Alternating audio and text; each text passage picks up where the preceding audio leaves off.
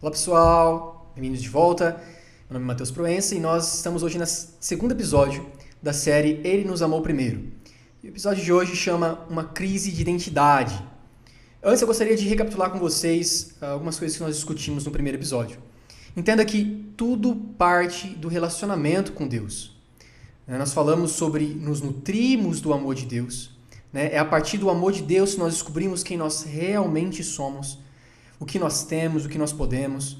E não só nos nutrimos do amor, mas tudo que nós vamos construir na nossa vida, nós construímos dessa posição de amor.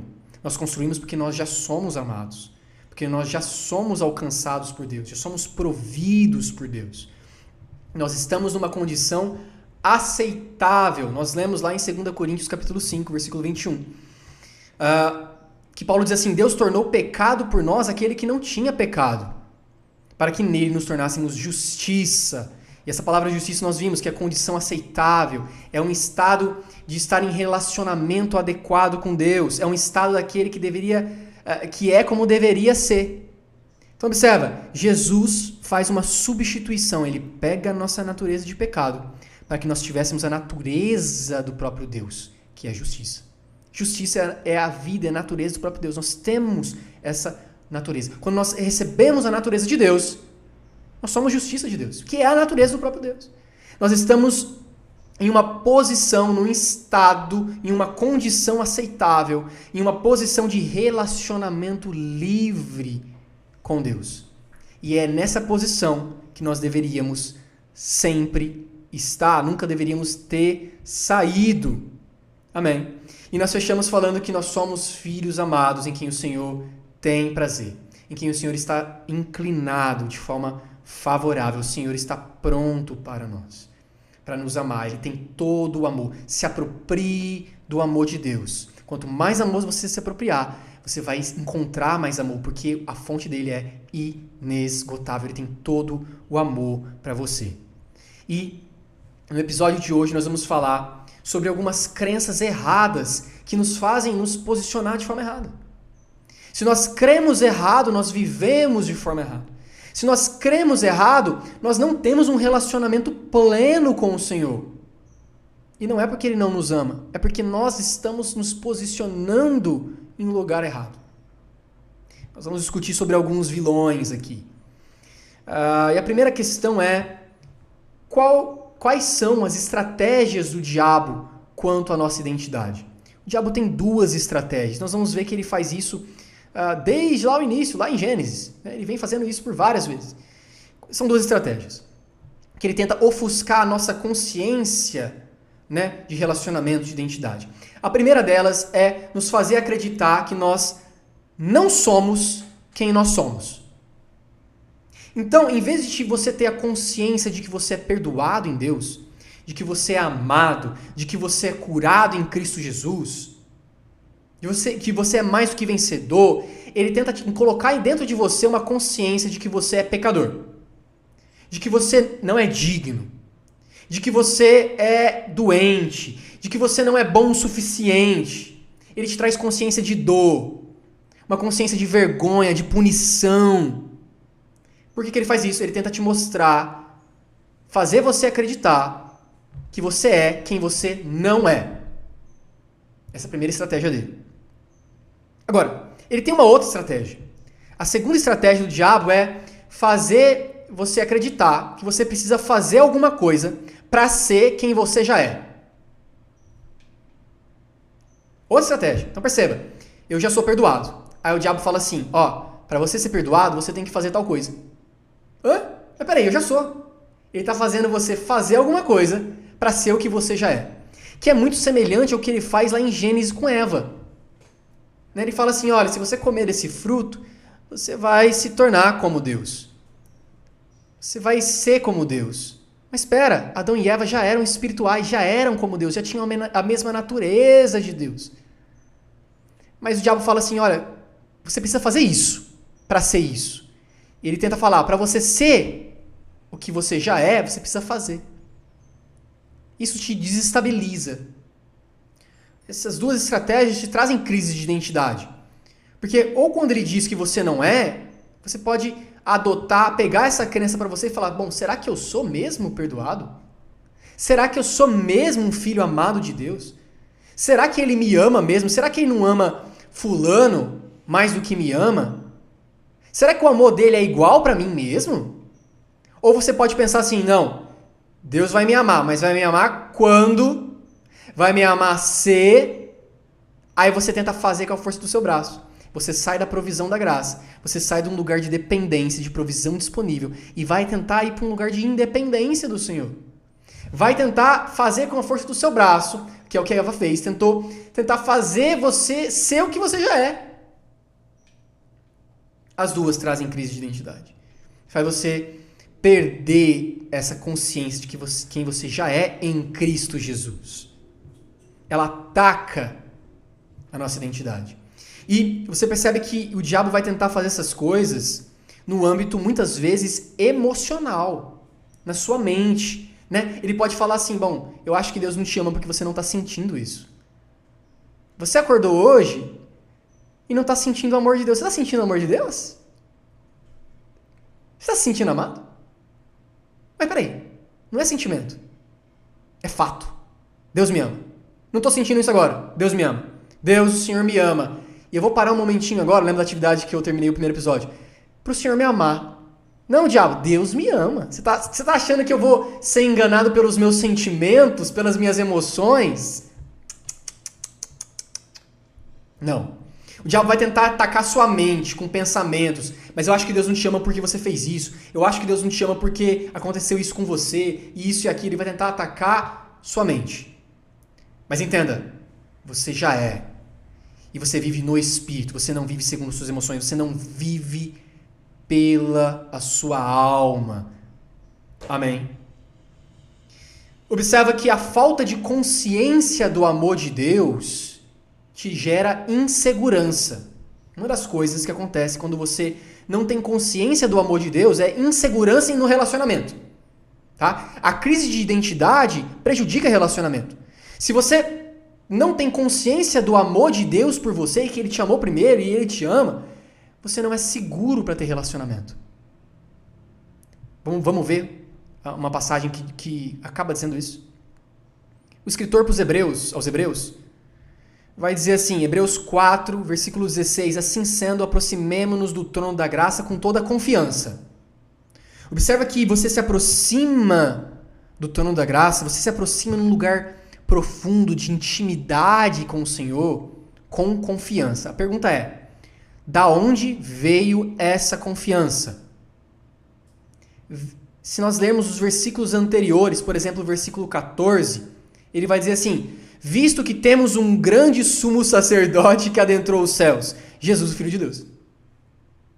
O que me traz segurança, o que me traz confiança para entrar no trono da graça, sair correndo e pular no colo de Deus, no colo do Pai? É uma coisa que eu fiz? Não. É uma coisa que eu deixei de fazer? Não. O que é que me traz confiança? O fato de eu ter Jesus, o sumo sacerdote que adentrou aos céus. E o escritor dos Hebreus vai estar dizendo isso nos versículos anteriores, antes de falar de entrar com confiança. A confiança vem pela posição de que você é em Cristo, da sua posição em Cristo, de estar em Cristo Jesus. É nessa posição que você tem toda a confiança. É saber quem você é em Jesus que te dá toda a confiança para adentrar o trono da graça, a fim de receber misericórdia e encontrar graça para tempos de necessidade. Agora, se você não tem consciência do amor de Deus plena, a primeira coisa que acontece é você não tem segurança. Você não tem confiança. Isso ataca a sua fé. Observa isso. Ataca a sua fé na palavra. A sua fé em Deus. Ataca a sua fé de quem você é. A falta de consciência do amor de Deus ataca a sua fé. Ataca a sua confiança de adentrar a presença. De estar em relacionamento. A questão também é que, além dessa falta de consciência do amor, muitas vezes o diabo, que é o acusador, nós vamos ver isso em Apocalipse, o diabo, que é o acusador, vai dizer várias coisas. Ele vai tentar te trazer culpa. e vergonha. São outras duas coisas que atacam a sua identidade. Culpa e vergonha. Né? Quando Adão peca, quando Adão come o fruto, quando ele se esconde, e Deus pergunta para ele, onde está você, Adão? Gênesis 3. Né? Onde está a criatura com a qual eu tinha comunhão? O Adão vai dizer assim, eu me escondi, porque eu tive medo, vergonha. Ele tinha culpa, ele tinha vergonha. Isso também prejudica relacionamento. E quando você faz algo, né? E observe que quando você peca, quando você tem Cristo Jesus, você não peca por natureza, você não tem mais a natureza do pecado. Você peca por um desvio, por um erro, por não ter andado no amor de Deus. Mas não é porque você é pecador, você é justiça de Deus, mas porque você não andou no amor. Isso não define sua identidade, percebe? Não é porque um bebê fez cocô nas fraldas que ele é as fezes dele. Ele continua sendo filho, mas ele fez cocô. Você tira a fralda, ele continua sendo filho. É identidade. Mas quando você comete alguma coisa, o diabo vai falar assim pra você, opa, você tem que ter vergonha do que você fez. Opa, eu acho que Deus não te ama mais, hein? Você errou de novo. Opa, eu acho que você tem que ter culpa. Culpa em cima de você, vergonha, culpa. Isso também prejudica a sua identidade, traz crise de identidade. Então entenda, a vergonha, a culpa, elas vêm no intuito de ferir a sua identidade, de roubar essa sua confiança, esse lugar de relacionamento com Deus. Observa Mateus capítulo 4.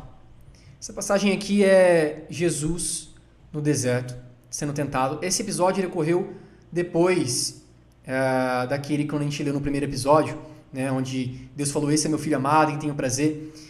Em seguida, Jesus é conduzido para o deserto e nós vamos ler versículo 1, Mateus 4, 1. Então Jesus foi levado pelo Espírito ao deserto para ser tentado pelo diabo. Depois de jejuar 40 dias e 40 noites, teve fome. O tentador aproximou-se dele e disse, se você é filho de Deus, mande essas pedras se transformarem em pães. Observa o que o diabo faz aqui. Questiona a identidade. O diabo, ainda hoje, vai questionar a sua identidade. Quem você é em Cristo. Ele vai falar, se você é realmente filho de Deus, será que você é filho mesmo? Será que você é perdoado mesmo? Assim não fez com Jesus. E observa que o diabo não falou que ele era amado. Porque o diabo aqui está fazendo referência ao episódio anterior, onde Deus fala, esse é meu filho amado. O diabo não falou assim, se você é realmente filho amado de Deus, não, ele falou assim, se você é filho de Deus, ele não ousou nem falar que ele era amado.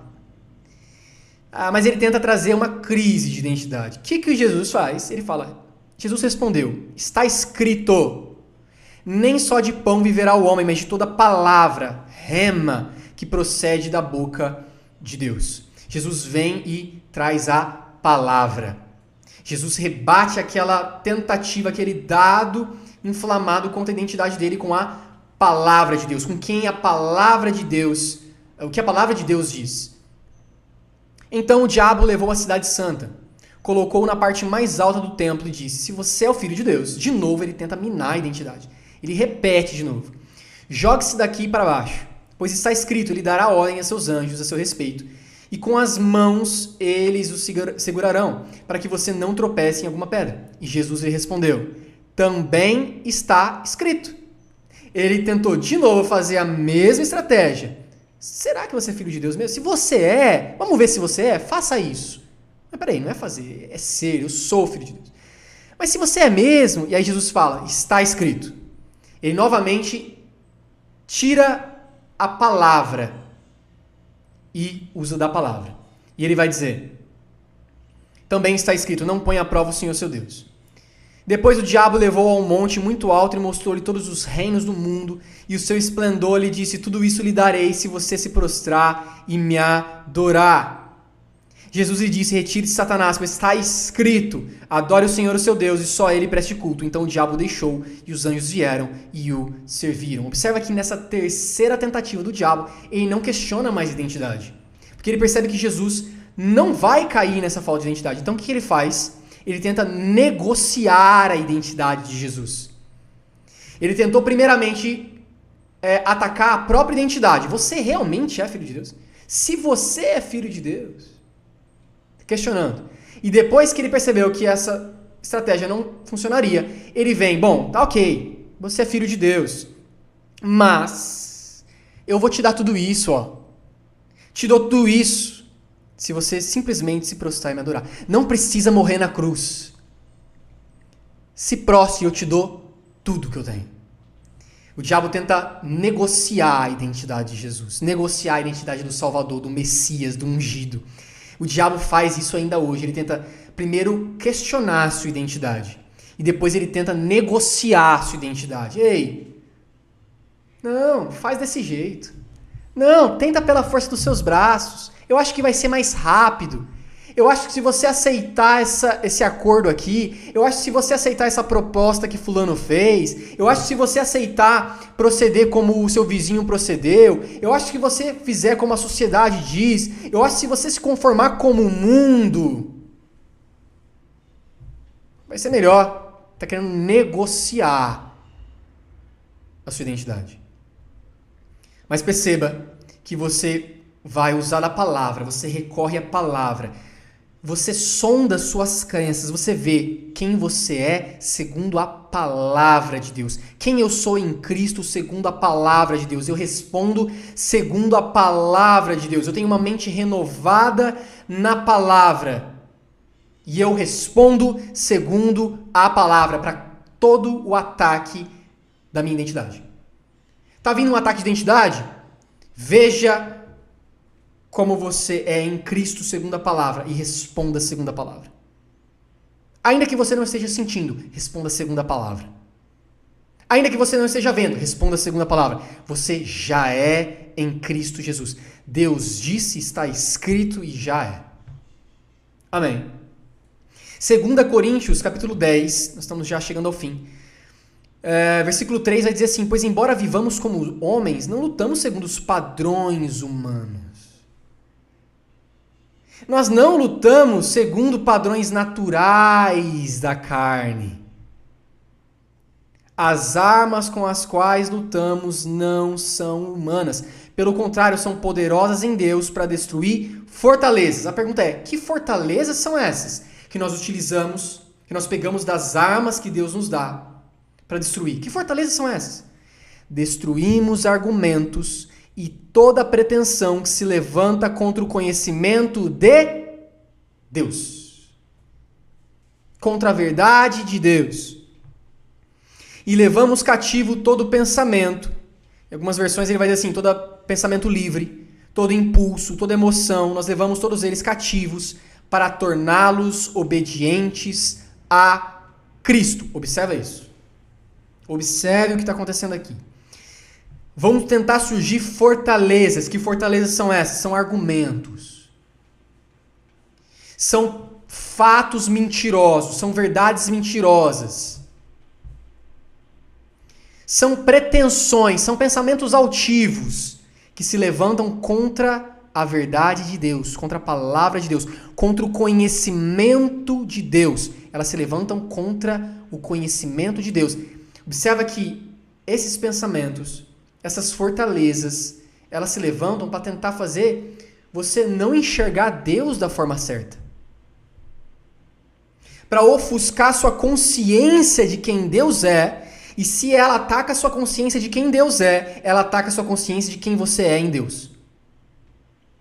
Se você não enxerga que Deus é bom, que Deus é um bom pai, se ele ataca a consciência de como Deus é, de quem Deus é, ao mesmo tempo ele ataca a sua identidade. Aí então você faz o quê? Utiliza as armas poderosas em Deus para destruir toda a fortaleza, todo o pensamento, toda a pretensão, todo o argumento que tenta dizer a respeito de um Deus que não é o Deus que a palavra de Deus diz. Destruir toda imagem de Deus que não é Deus. Toda a história que levantaram sobre um Deus que não é Deus. Você destrói isso. E você leva cativo todo pensamento à obediência de Cristo. De Cristo. Quando surge um pensamento, eu acho que Deus não me ama, eu pego esse pensamento e levo à obediência de Cristo. Quando surge um pensamento que diz assim, eu acho que eu não sou amado, você pega esse pensamento e leva à obediência de Cristo. Você destrói toda a fortaleza que tenta se levantar contra a real imagem de Deus, quem Deus realmente é. Porque se você deixar com que mentiras sejam contadas, se você crer em mentiras a respeito de quem Deus é, ao mesmo tempo você está acreditando em mentiras de quem você é. Porque a sua real identidade está em Deus. Quem você é em Deus.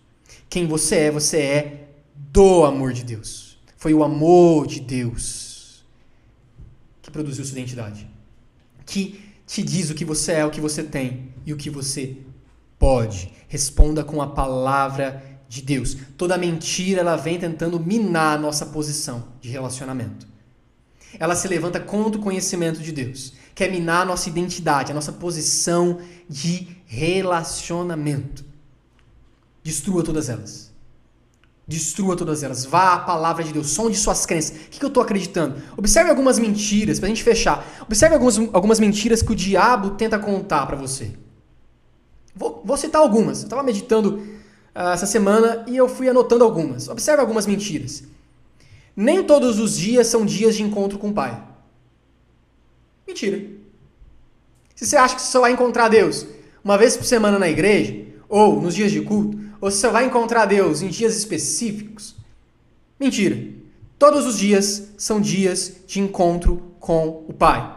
Quer ver outra mentira? Você precisa estar com um problema para se conectar com Deus. Outra mentira. Você acha que você precisa estar tendo um problema para orar. Mentira. Você não precisa estar tendo problema para orar. Quem disse que oração é uma ferramenta para você obter coisas de Deus? Oração, e nós vamos falar isso no episódio seguinte, oração é estilo de vida, oração é desfrutar de relacionamento. É você falar e ouvir. Você não precisa ter problema nenhum para orar. Muitas vezes as pessoas acham que para orar precisa ter problema. Quanto mais problema eu tenho, mais eu tenho que orar. Você não precisa ter problema nenhum para orar. Você vai orar por estilo de vida, porque você está ligado a Cristo de forma íntima e orgânica. Você desfruta de relacionamento. E eu converso com Deus. E essa conversa é oração. Oração. Você não precisa pedir nada para Deus. Você pode simplesmente parar e falar, Deus, obrigado. Você entrar em ações de graças. Você entrar em louvor, em adoração. Você simplesmente parar e receber o amor de Deus.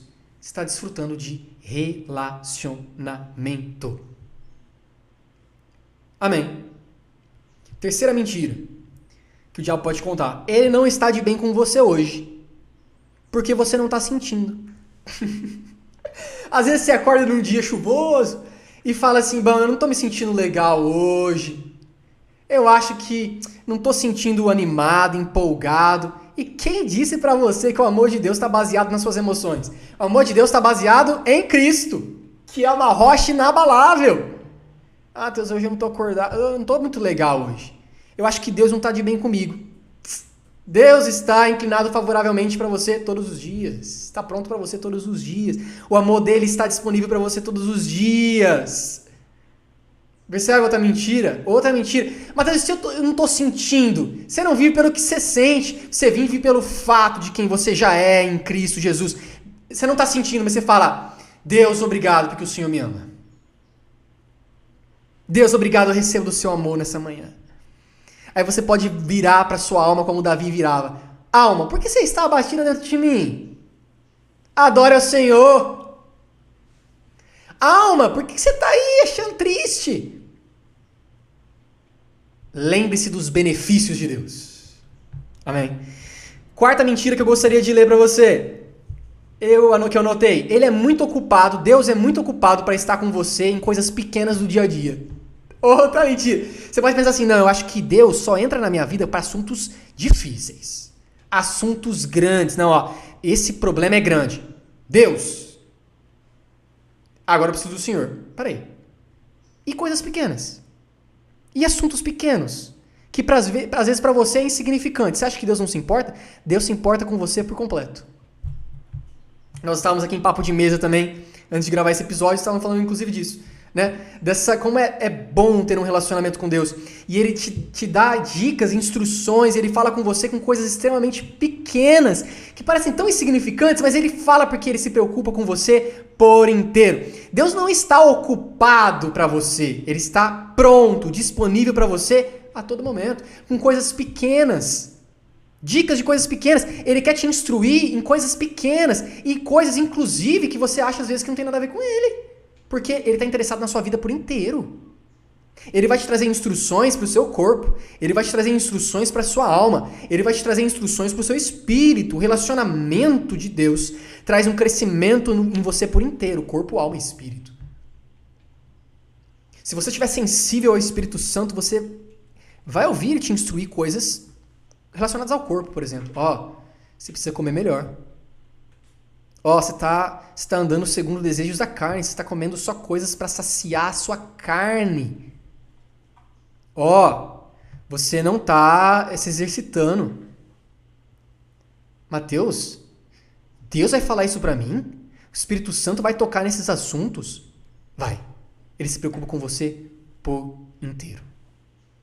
Por inteiro. Ele se preocupa com os outros. Por isso também ele está sobre você para os outros. A gente vai falar disso em outras séries, outros episódios. A questão é, esteja totalmente preenchido com os pensamentos de Deus a seu respeito. Esteja totalmente preenchido, convencido com o que Deus diz sobre você.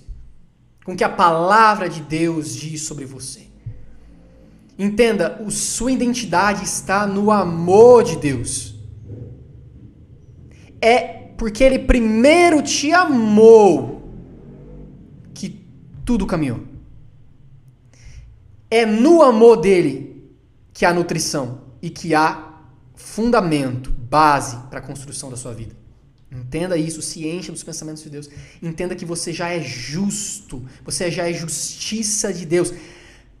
Você é tanto justiça de Deus, acho que foi E.W. Kenyon que contou isso. Você é tanto justiça de Deus quanto Jesus se tornou pecado. Que é aquela passagem que nós lemos, né? Deus fez Jesus se tornar pecado por nós, para que nele nós nos tornássemos justiça. Você é tanto justiça de Deus quanto Jesus é pecado. O quanto Jesus foi feito pecado? Totalmente. Então você é totalmente justiça de Deus. Foi uma substituição completa. Completa. Para a gente fechar, gostaria de falar um pouco sobre essa posição de relacionamento. Posição de relacionamento é uma posição de descanso, de dependência. Observa que foi estabelecida uma nova aliança, né? Uma aliança em Cristo Jesus. Essa posição, aliança, entenda, aliança é uma posição de contínua comunhão, de relacionamento. Aliança é uma posição de relacionamento e de rendição, de dependência. Quando se estabelece uma aliança, né, e nós temos uma nova aliança com superiores promessas, a aliança é um lugar de comunhão. Eu me aliancei com Deus, eu tenho comunhão, relacionamento com Ele. Livre, de amor. E também eu tenho um lugar de rendição. Existe uma aliança. Estou rendido a Ele. Percebe?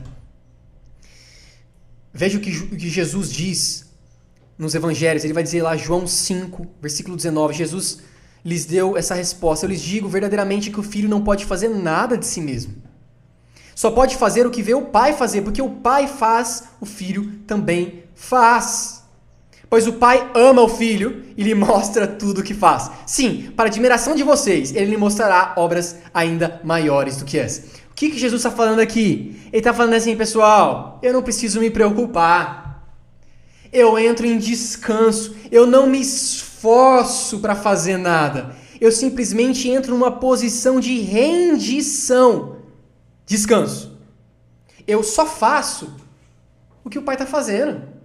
Eu não preciso inventar nada. Eu faço, não por força própria. Não, eu faço porque eu vejo o Pai fazendo. E o que Ele faz, eu simplesmente faço. É uma posição de rendição de Cristo. É uma posição de descanso. Eu descanso no que o Pai está dizendo, no que o Pai está fazendo. E eu simplesmente vivo nisso. E por que acontece isso? Ele vai dizer, pois o Pai ama o Filho. Por que nós temos uma posição de descanso? Porque o Pai nos ama. Por que nós podemos estar tranquilos e descansar na obra de Cristo? Porque o Pai nos ama. Ele nos diz, Ele nos mostra tudo. Pois o Pai ama o Filho, lhe mostra tudo o que faz. Por que Deus vai te instruir em todas as coisas? Porque Ele te ama. Por que você vai ouvir a voz de Deus, a voz do Espírito Santo te conduzindo? Porque Ele te ama. E para sua admiração, Ele lhe mostrará obras ainda maiores do que essa. Hebreus 4, para a gente fechar. Hebreus 4:11. Portanto, esforcemo-nos para entrar nesse descanso. Que descanso? No descanso de Deus. Né? O escritor dos Hebreus vai dizer, existe um descanso disponível. Descanso de Deus. Deus descansou. Entrem nesse descanso de Deus. Esforcem, tenham esforço. O esforço de vocês é qual? Fazer? Não. O esforço de vocês é conquistar descanso? Um lugar de provisão? Não. O esforço de vocês é entrar no lugar de provisão. Não é conquistar o lugar de provisão, é entrar no lugar de provisão, no lugar de descanso. Esforcem-se para entrar nesse descanso, nesse lugar de comunhão, nesse lugar de provisão completa. A graça é provisão completa de Deus. Está tudo disponível, mas também é um lugar de dependência. Entre nesse lugar de dependência, de rendição, de descanso. Simplesmente, como criança, descanse em quem você é em Deus. Se esforce, mas não se esforce para alcançar o descanso, para conquistar. Se esforce para entrar no que Cristo já fez. Para descansar em quem você já é em Deus. Você já está em uma posição agradável, em uma posição de prazer. Você é alvo do amor de Deus a todo o momento. Se aproprie do amor de Deus. Não aceite nenhum pensamento, nenhuma pretensão, nenhum argumento que venha contra a sua identidade em Cristo Jesus. Lance fora tudo isso. Vá à palavra de Deus. Sonde suas crenças no que eu creio, no que a palavra de Deus diz. Creia no que a palavra de Deus diz. O que ela diz a seu respeito, o que você é em Cristo. Viva o que você é em Cristo. Se esforce para receber, para entrar nessa posição de descanso. Para se apropriar do amor de Deus. Se aproprie, seja profundamente amado. Qual que é o seu trabalho? Ser amado. Qual que é o seu trabalho? Ser amado.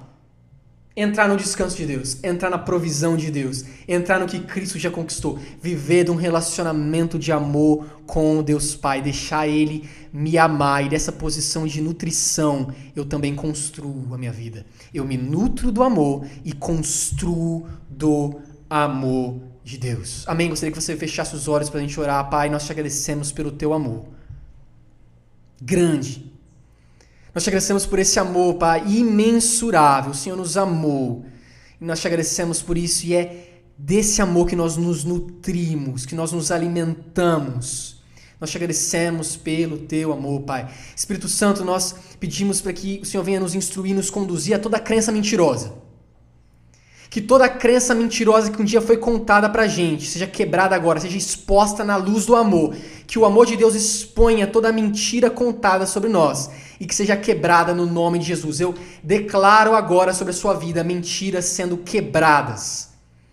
Mentiras sobre quem você é sendo quebradas agora no nome de Jesus. E você desfrutando dessa posição de justiça de Deus. Você desfrutando de quem você já é em Cristo Jesus. Você desfrutando de um lugar de descanso.